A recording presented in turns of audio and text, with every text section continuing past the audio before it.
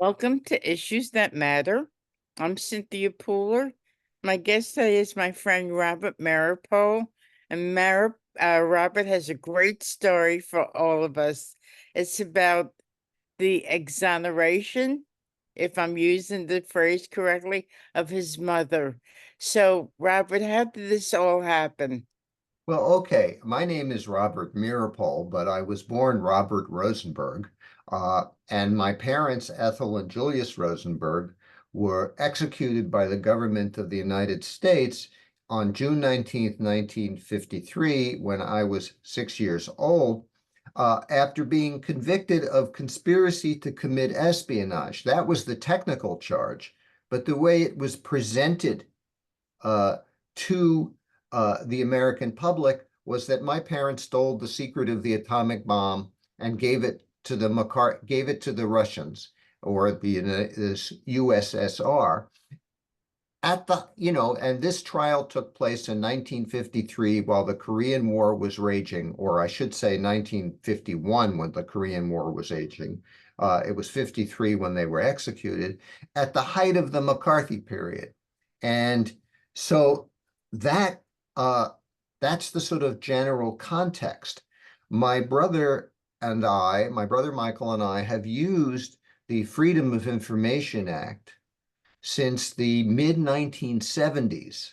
Now it's 50 years in an effort to pry the government's own material out from secret files so the public can view this.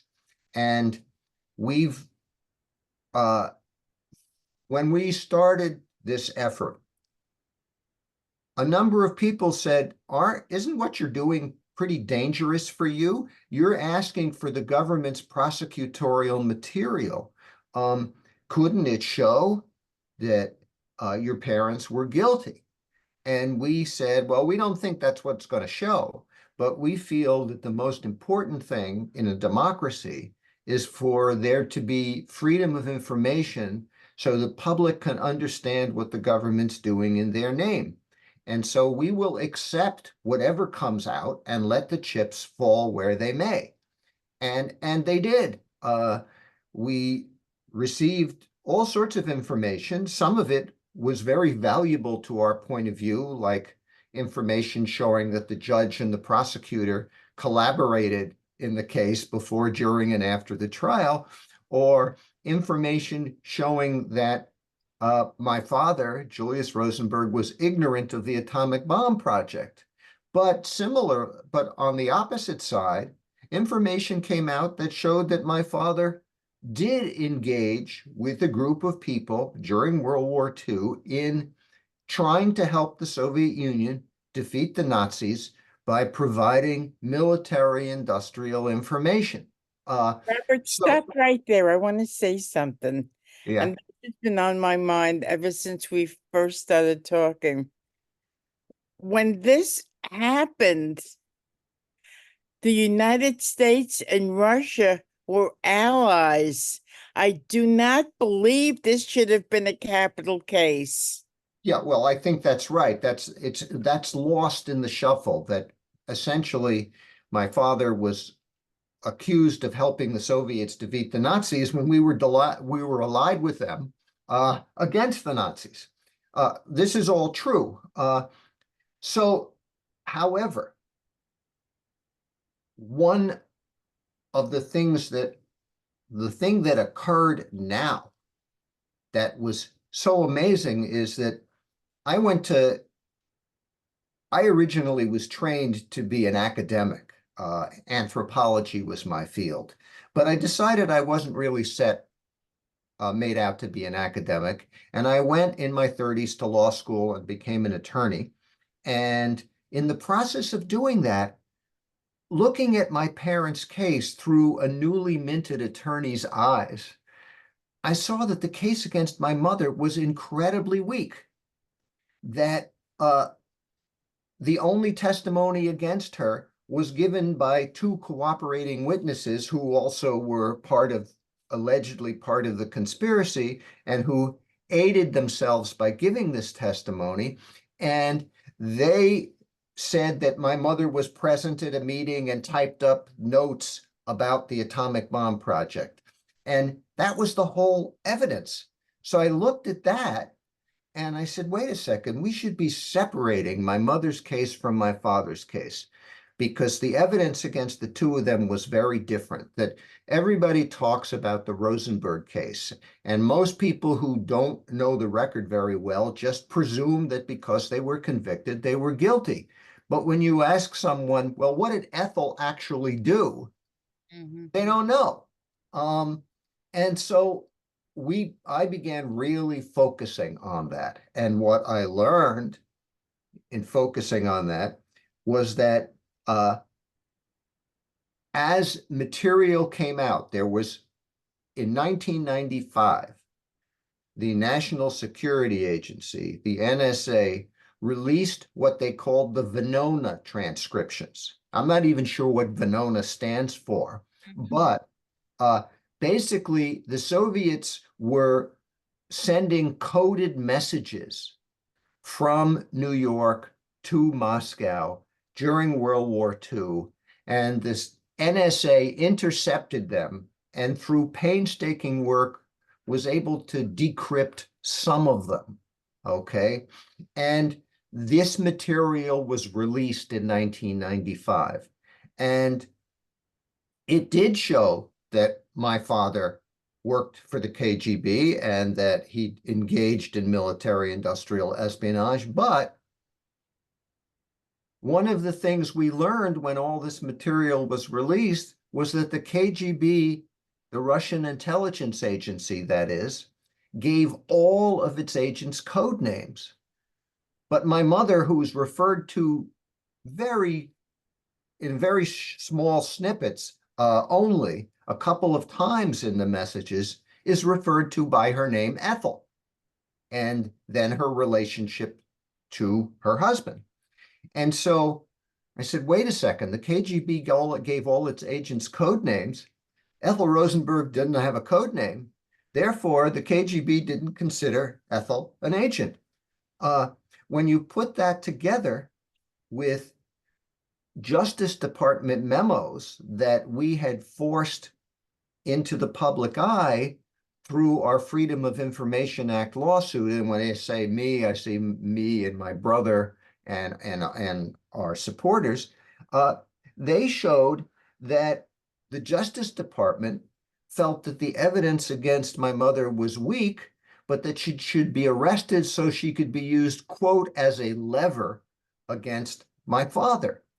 So now we know that the Justice Department considered the case against her weak. The uh, the only evidence presented against her was oral testimony by people who stood to gain from making that testimony, and the KGB gave no didn't give her a code name. We became even more convinced that Ethel was wrongfully convicted. And perhaps key here,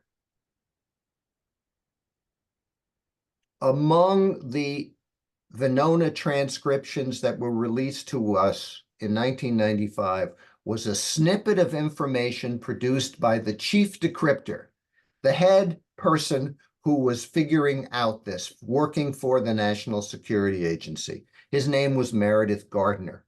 And Meredith Gardner noticed that there was a Venona transcription relating to my mother that said, in view of delicate health, does not work. And so he wrote this snippet of a memo that was released in 1995 that said, well, perhaps this means that she doesn't do espionage work. And that was a tantalizing memo. And we added it to all the evidence we were accumulating that showed my mother was not a spy. But it never occurred to us at that point that there couldn't just be one snippet of a memo.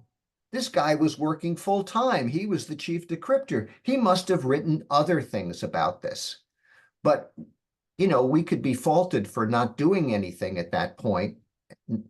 But we thought that they said they'd released everything. So we figured there was nothing more to get. it wasn't until 2022 that Oh. my brother and I hired an attorney and said, you know what? There's got to be more material. There has to be a memo in which Gardner says something more definitive about Ethel. And so we had our attorney craft a very narrow request. We wanted any files. This was under the Freedom of Information Act. You can file what's called an administrative request for this material. And we asked for all memos by Meredith Gardner written about Ethel Rosenberg and Russian code names at around the time of her arrest. And It was it was 1950. 1950. And because the original snippet of memo that I described to you before that was released in 1995 was dated August 10th. The memo that we found, so we asked for this material, okay, in 2022. They said, it's a new era, we're being more open, we will try to cooperate with them. Well, they did cooperate, but it took 2 years. In February of this year, our attorney was told that there were 88 documents that might be incorporated in our request, and that the process had begun. What our attorney said, he was told that the declassification train has left the station. It's going to take months, not years. Given that, we started preparing for a further release of material in this summer. Well, it turns out it was released during the summer. The actual memo in question, and I will get to what it is, I don't want to bury the headline too much here. The actual memo in question was declassified on August 12th, but no one told us. So it wasn't until this material arrived at our lawyer's office the Wednesday after Labor Day that he looked at the memo and said, the difference between this memo and the snippet of information is absolutely critical. It was written 12 days after the other memo. So on August 22nd, 1950, this memo was written. And in it, Meredith Gardner concluded, and it may not sound like much, but I'll read you the actual memo. It says, a message of 27 November 1944. We're talking about something that's 80 years ago. Stated that Mrs. Rosenberg was a party member, a devoted wife, and that she knew about her husband's work, but that due to ill health, she did not engage in the work itself. Okay? That's a definitive statement that she did not engage in the work that Julius Rosenberg did. Okay. And so all of a sudden it gets transformed from this equivocal snippet into a smoking gun. Because now what we have is the National Security Agency and the KGB, the Russian spy agency, agreeing that Ethel was not a spy. The chief decryptor said she didn't do espionage work. That was the conclusion. And the latter, the KGB, didn't give her a code name, so they didn't consider her an agent. When you put that together with there only being oral testimony given against her by David and Ruth Greenglass, the Justice Department memo saying the case against her was weak, and then you have something else, which I skipped over, because there's so much evidence on our side here, it's almost hard for me to tell you all of it, is that in 2008 and 2015, the minutes of the grand jury testimony of David and Ruth Greenglass were released. And when that was released, it showed that David and Ruth Greenglass swore under oath that Ethel wasn't involved to the grand jury, and then swore under oath at the trial that she was. So so now we know not only was the only evidence given was oral testimony given by these two people, but that these two people perjured themselves and the Right. jury wasn't told of it. So I think never in our history has the government's framing of someone been more clearly demonstrated. And what's remarkable about this, Cynthia, and this is one of the points I want to make most strongly, is this isn't us going to some researcher who's pulling out all these historical documents and coming up with opinions about what happened. These are, it's not our opinion that the chief decryptor said she wasn't the spy. It's what he said. It's not our opinion that David and Ruth Gringlass perjured themselves. It's what they said. The fact that we have used the government's own material to prove our case Mhm. is unprecedented. And so that's why this is such an incredible shock. We have what I would call the creation of a judicial murder here, uh, in which the executive branch, knowing that she was not a spy, goes ahead and arrests, tries, asks for her execution, and gets her execution anyway, all for the purpose of using her as a lever against my father to But get him at to the, cooperate. but at the same time, not only did they murder your mother and your dad, but they made orphans out of two little boys. Two little boys they made orphans of. Yes. That to me is something I will never forget. Yeah, and that's the most, that's the this incredible misuse and abuse of, in my mother's case and my father's case, the federal death penalty. This was not a state case, this was a federal case. And so that just shows the danger of using the death penalty because, as the FBI said years after their execution, we didn't want them to die. We wanted them to talk. Essentially, the whole purpose of the death sentence was to coerce them into saying what the government wanted to say, which was, we stole the secret of the atomic bomb. Well, Julius was guilty of doing illegal activities during World War II, but he didn't steal the secret of the atomic bomb.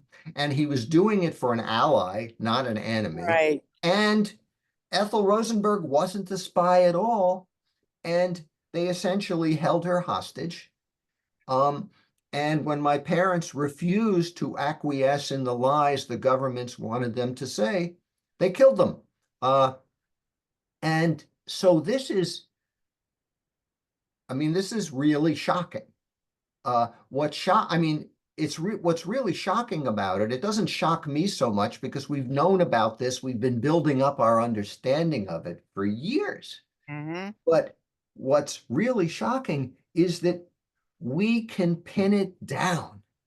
We've got all the facts, and it's now crystal clear. How can the government claim that Ethel Rosenberg was a spy when the National Security Agency and the Russian KGB said she wasn't? Right. There are Cold War historians that continue to grab snippets of information to try to prove that Ethel was guilty of something. Okay. But these are Cold War ideologues who have essentially constructed histories of the Cold War to show that the United States was the good guys and the Soviet Union were the bad guys. Well, the good guys don't take a young mother with two small children hostage and execute her as a spy when they know she's not a spy. So Mhm. these historians just, they can't accept it. And they look the other way. They won't deal with the fact that she wasn't a spy. And so there is no counter argument. It is now 100% certain. So what are we going to do about it? Well, right now, as we talk, it is a little over a month before the presidential election. Right. That's what everybody's talking about. It is very, even though we had an AP story that came out about this last week and was published in 500 newspapers all across the country, Wow. uh, nobody's really saying much about it. And we know that it's really hard to get a word in edgewise in the month before the election. So what we're trying to do is do what we can to organize ourselves and lay the groundwork so that when the election is over, we can ask President Biden to issue a proclamation that says Ethel Rosenberg did not receive a fair trial. Mm. Therefore, her conviction and execution were wrongful, and her name should be cleared. Uh, and so that is what we're going to ask President Biden to do before he leaves office. Now, we asked President Obama to do the same thing in 2016. Oh. Um, and he left office without doing anything. Now, we didn't have this smoking gun memo at this point. We just had everything else. So our case wasn't quite as strong, though I think it was quite strong. But in this case, uh, our case is now even stronger. And we mounted a petition campaign to get Obama to exonerate our mother, which he didn't I do. mean, He didn't not say no, Obama. he just didn't ignored us. Yeah, we asked President Obama in 26, Okay. we got 60,000 names on that petition. We've started a new petition for Biden. It's just started, so it only has a couple of thousand names, but I want to mention it here. If you go to the website of the Rosenberg Fund for Children, which is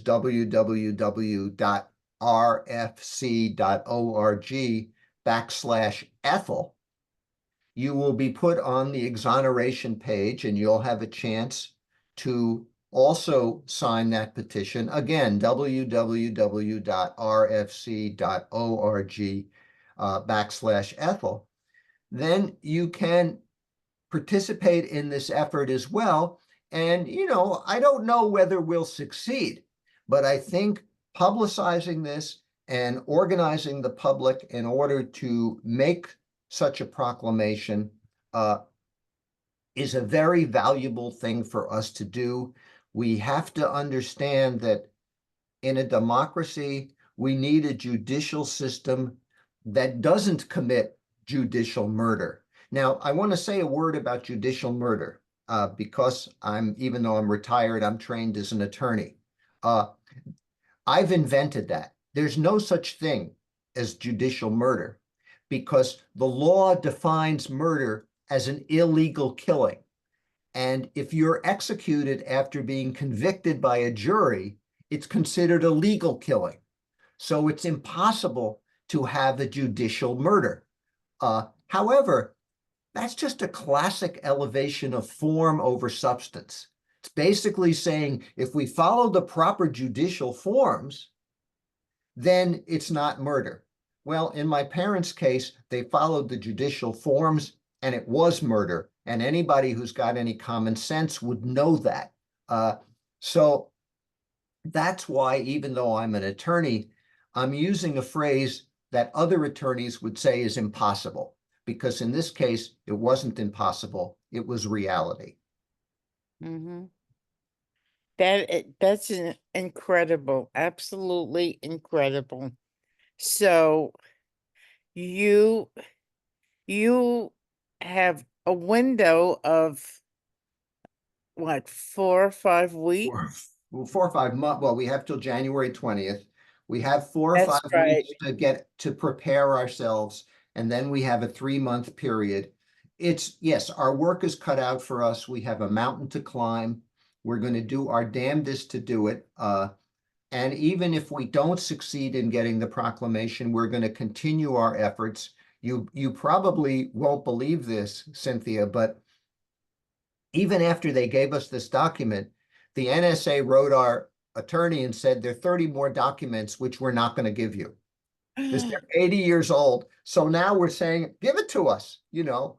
Uh, I, you know, it's it's it's remarkable. We started this process when we filed our Freedom of Information Act lawsuit in 1974.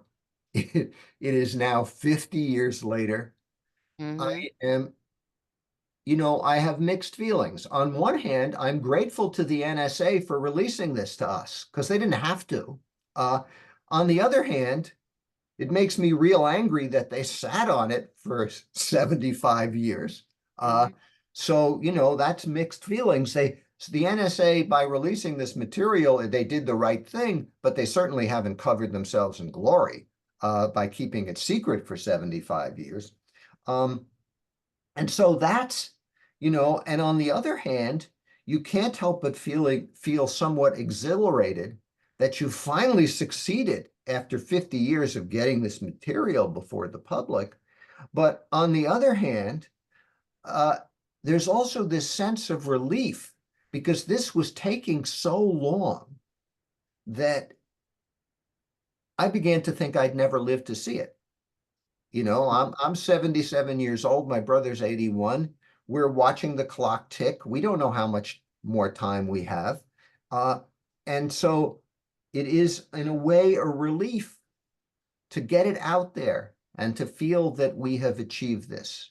And it does give me some sense of closure because no matter what the government does, now I know for absolute certain that my mother was not a spy.